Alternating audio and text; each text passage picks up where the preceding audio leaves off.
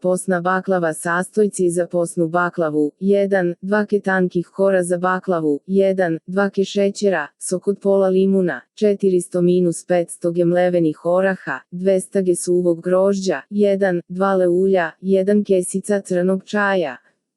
Posna baklava se priprema na sledeći način: preliv, 1 kašika šećera se proprži na vatri da se karamelizuje. Na to naliti le vode i ke šećera, može i sok od pola limuna, pa skuvati sirup.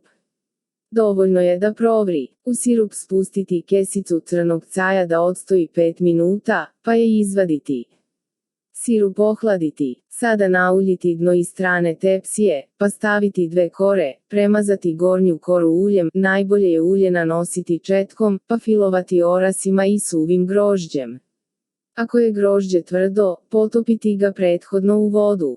Postupak ponoviti do poslednje kore, a poslednje 2 kore dobro nauljiti i poprskati vodom da se ne skupe. Pitu iseći na komade željene veličine, ali ne do dna tepsije. Sipati ulje u sve proseke i peći na 150 stepeni. Kad porumeni, posle 30-40 minuta, izvaditi iz rerne i odmah preliti hladnim prelivom i pokriti folijom dok se ne ohladi. Ako se želi malo suvlja baklava, ne treba odmah utrošiti sav preliv. Kasnije se može dodati ako se želi malo sočnija baklava.